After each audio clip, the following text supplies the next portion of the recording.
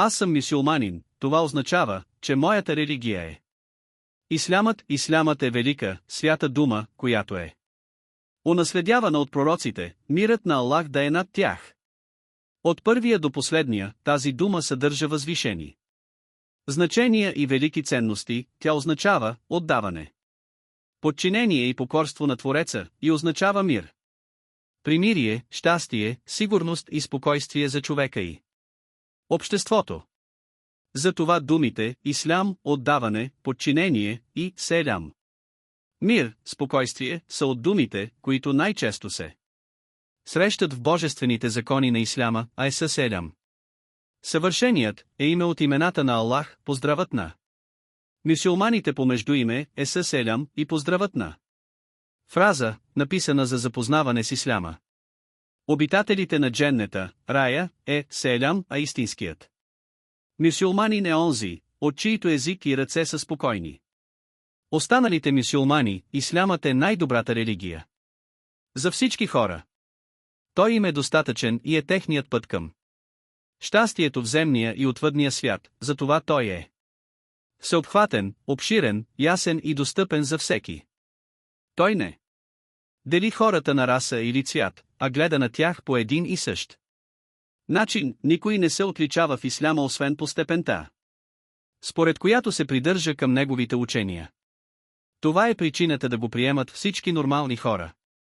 Защото е в хармония с човешката природа, всеки един човек се ражда с природно, заложено у него, качество от Аллах, да се стреми към доброто, справедливостта, свободата и обичта към своя Господ, признавайки, че Той е единственият, който заслужава да бъде обожествяван. Чрез поклонение, никой друг и никой човек не се отклонява от това, заложено у него качество, без нещо да му повлияе. Тази религия е одобрена за хората от техния Творец, Господ и Бог. Моята религия е ислямът, който ме учи, че ще живея на този свят, а след смъртта си ще се преселя към друга обител, която ще бъде вечна и хората в нея ще бъдат или в ада, или в рая. Моята религия, ислямът, ми заповядва неща и ми забранява неща, и когато извършвам заповяданите ми неща и стоя далеч от забранените неща, ще бъда щастлив в земния и отвъдния свят, а ако се отнеса с небрежност, ще получа нещастие в този свят и в отвъдния, според степента на моята небрежност и пренебрежение. Най-великото нещо, което ми заповядва ислямът, е единобожието, монотеизмът в Аллах. Аз засвидетелствам и съм твърдо убеден, че Аллах е моят Творец и Бог, не служа на друг наклонена черта друго, освен само на Аллах. Чрез обич към Него, страх от наказанието Му, надежда за наградата при Него, уповавайки се в Него, този монотеизъм се изразява чрез засвидетелстване, че Аллах е единствен и неповторим и че пророка е Мухаммед, Аллах да го благослови и с мир да го дари, е изпратен от Аллах са. Послание е Мухаммед е последният от пророците, Аллах го изпратил като милост за световете и е завършил с него пророчеството и посланията си, затова след него няма друг пророк. Той е дошъл с всеобхватна религия, годна за всяко време, място и общност. Моята религия ми повелява да вярвам с непоколебима вяра в ангелите и във всички пратеници, първенците, от които са Ной, Авраам, Моисей, Исус и Мухаммед, мирът на Аллах да е над тях. Повелява ми също да вярвам във всички небесни писания, които са ни спослани на пророците, и да следвам последното и най-велико божествено писание, а то е свещеният Коран. Моята религия ми повелява да вярвам в сетния ден, където на хората ще им се въздава за деянията им, и ми повелява да вярвам в съдбата и да бъда удовлетворен са всяко нещо, което ми се случва в този живот, добро или лошо, извършвайки нужното, за да успея и да се спася. Вярата в съдбата ми дава утеха, увереност, търпение и въздържане от съжаление за миналото, защото съм напълно убеден, че това, което ме е застигнало, е нямало как да ме подмине и това, което ме е подминало, е нямало Как да ми се случи, всяко нещо е предопределено и предписано от Аллах, мой дълг е само да извърша причините и предпоставките, задоволявайки се с случващото се след това. Ислямът ми повелява нещата, чрез които да пречистя душата си, като праведни дела и велики нрави, от които моят Господ е доволен, душата е спокойна, сърцето е щастливо, гърдите са разтворени, пътят е осветен, амен. Ме правят ползотворен член на обществото. Най-великите от тези дела са да се вярва само в Аллах. Монотеизъм, да се изпълняват 5 молитви през денонощието, да се дава задължителната плата зекят, да се говее през един месец от годината, това е месец Рамадан, и да се извърши хадж при дома Харам в Мекка за онзи, който има възможност. И от най-великите неща, към които ме подтиква религията ми, нещо, което премахва стеснението в гърдите, е много да чета Корана, който е словото на Аллах. Най-истинското, най-красивото, най-великото, най-нежното и най-всеобхватното слово, което съдържа в себе си знанията за всички поколения, четенето и слушането му допринасят за спокойствие, утеха и щастие в сърцето. Дори четящият или слушащият го да не може да чете добре арабски или дори изобщо да не е мюсюлманин. Едно от най-великите неща, които успокояват сърцето, е честата дуа, молба, към Аллах, обръщането към Него и търсенето на всяко нещо, малко или голямо, Аллах откликва на този, който го зове и искрен в богослуженията си. А от най-великите неща, които успокояват сърцето, е честото споменаване на Всевишния и всемогъщ Аллах. Пророка, Аллах да го благослови и с мир да го дари, ми посочва как да споменавам Аллах и ми посочва превъзходните споменавания на Аллах, от тях са 4 слова, които, разбира се, са след Корана, те са Субханаллах, Елхамдулиллах, Лейляхи иляллах. Аллаху екбер, пречист е Аллах, слава на Аллах. Няма друг, истински, Бог, заслужаващ да се обожава освен Аллах. И също така, естекфируллах уеде хауля уеде куввете. Илля бейлях, моля Аллах за опрощение. Няма промяна и няма сила, освен от Аллах. Тези думи оказват чудесно влияние за премахване на притеснението и успокояване на сърцето.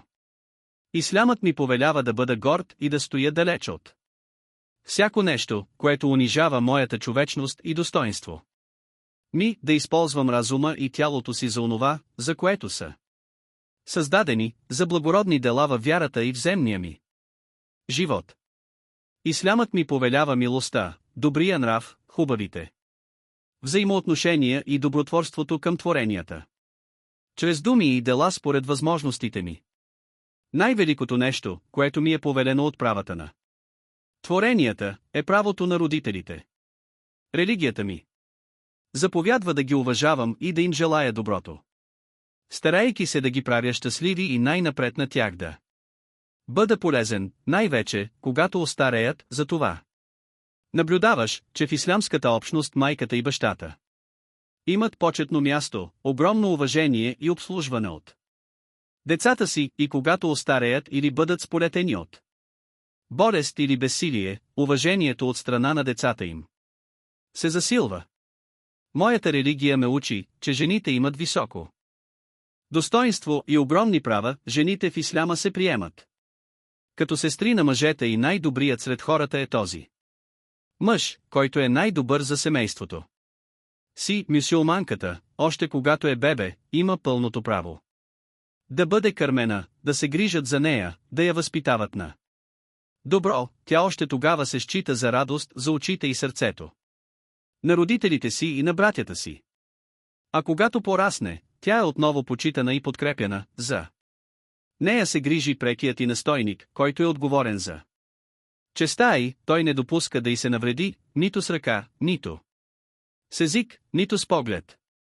Когато се омъжва, това става чрез словото на Аллах и строгия обет пред него, така тя отива в дома на съпруга си, където ще съжителстват по най-добрия начин нейният съпруг е задължен да я почита, да се отнася добре с нея и да не й вреди.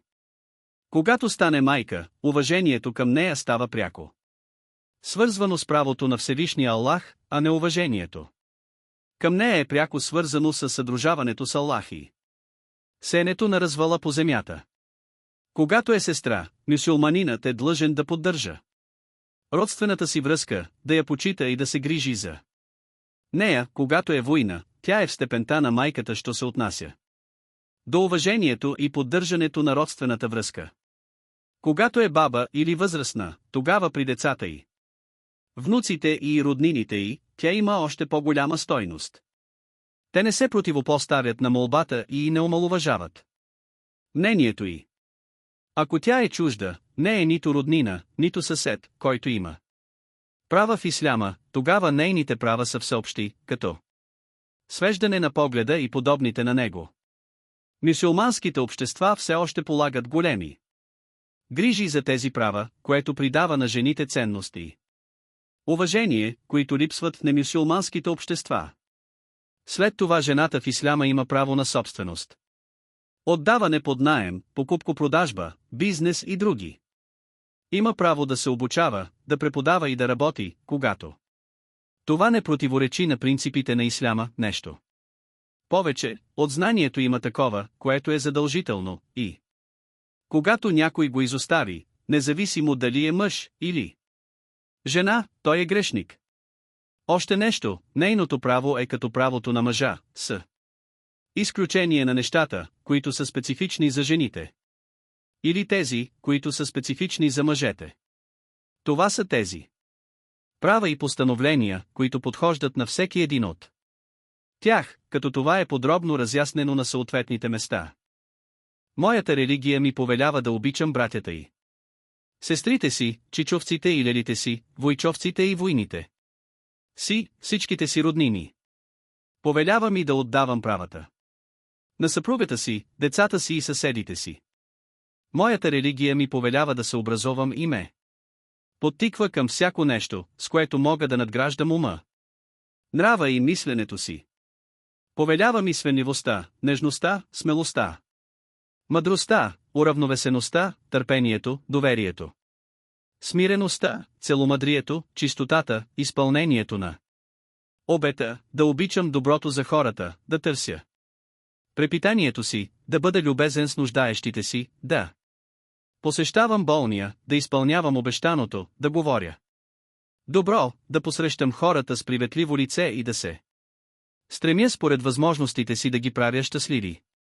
И противоположното на това, той ме предупреждава да бъда далеч от невежеството и ми забранява неверието, атеизма, непокорството, разврата, прелюбодействието, връзките със същия пол, високомерието, завистта, омразата, лошото предположение, песимизма, тъгата, лъжата, отчаянието, алчността, мързела, страха, бездействието, гнева, безразсъдството, глупостта, вредата към хората, многото говорене без ползва, разпространението на тайните, измяната, нарушаването на обещаното, непослушанието, наклонена черта, неуважението към родителите, прекъсването на родствените връзки, пренебрегването на децата и вреденето на съседа й, създанията като цяло. Ислямът също ми забранява да консумирам упойващи вещества, наркотиците, залаганията, кражбата, измамата, сплашването на хората, шпионирането и преследването на недостатъците им. Моята религия, ислямът, опазва имуществото, а това е причина за разпространение на мира и сигурността. Ето. Затова той насърчава към честността и хвали нейните хора, обещавайки им хубав живот и влизане в дженнета, рая, на другия свят, и забранява кражбата, заплашвайки крадците с наказание в земния и отвъдния живот. Моята религия опазва живота, именно заради това. Забранява убийството без право, както и нападението към другия, по какъвто и да е начин, дори да е само с думи. Дори забранява на човек да престъпва срещу себе си, не. Му е позволено да покварява разума си, да разрушава здравето си или да се самоубива. Моята религия, ислямът, гарантира и регулира Свободите, в исляма човек е свободен в своето мислене. Купуване, продаване, търговия и движение. Свободен е да се наслаждава на благите, хубави неща от живота, като храна, напитки, дрехи и слушане, стига да не пристъпи към нещо, което е грях, нещо, което ще навреди на него. Или на други. Моята религия регулира свободите, тя не позволява на никого да пристъпва с лошо към другите, нито човек да се отдаде на забранени удоволствия, които унищожават имуществото, щастието и човешкото у него. Ако погледнеш онези, които са си дали свобода в всичко и са удовлетворили всички желания на душата си, без да бъдат възпирани от никакви скрупули на религията или разума, ще видиш, че те живеят в най-низшите нива на нещастие и страдание, и ще видиш, че някои дори искат да се самоубият в стремежа си да се избавят от мъките. Моята религия ме учи на най-добрите обноски при хранене, пиене, лягане за сън и взаимоотношения с хората. Моята религия ме учи на толерантност при покупко-продажбата и отстояването на правата, учи ме на толерантност към онези, които се различават по религия. Да не ги угнетявам, да не им вредя, а да се отнасям добре с тях и да им желая само доброто. Историята на мюсюлманите свидетелства за тяхната толерантност към хората с друга религия, толерантност, каквато никой народ преди тях не е познавал. Мюсюлманите са живели сред нации с различни религии, които са били под властта на мюсюлманите. Мюсюлманите се отнасяли към всички тях по най-добрия възможен начин, който съществува в взаимоотношенията между хората. Накратко, ислямът ме научи дори на най-малките неща. От обноските, добрите отношения и благородния морал, които правят живота ми по-добър и ме правят щастлив, и ми забранява всяко нещо, което внася смут в живота ми и е вредно за социалната ми среда, за мен самия, за разума ми, за имуществото ми, за честта ми, за достоинството ми. Според степента, до която се придържам към тези учения, ще се увеличи моето щастие, и според степента, до която ги пренебрегвам и омаловажавам, ще се намали моето щастие, в зависимост от неприлагането от моя стана на тези учения. Споменатото до тук не означава, че съм безпогрешен и не правя грешки или пропуски. Моята религия съблюдава изцяло човешката ми природа, слабостта ми в определени ситуации и това, че от моя страна се случват грешки, небрежност и нехайство. Ето за това тя ми е отворила вратата на покаянието, търсенето на опрощение и завръщането при Аллах. Покаянието изтрива следите от пропуските и издига положението ми пред моя Господ. Всички учения на ислямската религия, от вярвания наклонена черта, убеждения наклонена черта, морал и етикет на поведение водят началото си от свещения Коран и Сунната. И накрая заявявам категорично, ако някой, където и да е по света, погледне към истината на ислямската религия с окото на справедливостта и безпристрастността, той няма да достигне до друго решение, освен до това да го приеме за своя религия. Но лошата реалност е, че ислямът е силно опетнен от лъжливи твърдения и дела на част от хората, които се причисляват към него, но не са достоен пример за подражание. Ако някой погледне към същността му, такава, каквато е наистина, или към положението на последователите му, които наистина се придържат към него, той не би се поколебал да го приеме и да встъпи в тази религия. На такъв човек ще му стане ясно, че ислямът призовава към това да се ощастливяват хората, да се залагат мира и сигурността и да се разпространят справедливостта и добротворството. Що се отнася до отклоненията при някои от тези хора, които се причисляват към исляма, независимо дали са малко или много, не е допустимо при никакви обстоятелства да си изграждаш мнения за религията и да я упрекваш на базата на техните отклонения. Ислямът е невинен от техните погрешни дела, последствията от Отклонението се стоварват единствено върху самите хора, които са се отклонили, защото ислямът не им е заповядал да го правят. По-скоро той им забранява това и ги порицава за отклоняването им от това, с което е дошъл. След това справедливостта изисква да се отправи реален поглед към тези, които са наистина отговорни в религията, тези, които прилагат нейните заповеди и постановления за себе си и за другите. Това изпълва сърцата с почит и уважение към тази религия и нейните последователи. Ислямът не пропуска никоя малка или голяма форма на напътствие или усъвършенстване, без да насърчава към нея, нито каквито и да е порок или поквара. Без да предупреждава за тях и да възпрепятства пътя към тях. Така онези, които го почитат и се придържат към неговите учения, са най-щастливите хора и в най-високо ниво на самодисциплина, възпитание, добър характер и благороден морал. Всички хора около тях свидетелстват за това, близки или далечни, съгласни с тях или несъгласни. Що се отнася до отправянето на поглед към онези мюсюлмани, които пренебрегват религията си, отклонилите се от правия път, това изобщо не е справедливо, по-скоро е самата несправедливост. И накрая, това е призив към всички, които не са мюсюлмани, да се стремят да опознаят исляма и да го приемат. Този, който желае да приеме исляма, трябва само да засвидетелства, че няма друг истински Бог, заслужаващ да се обожава, освен Аллах, и че Мухаммед е пратеник на Аллах.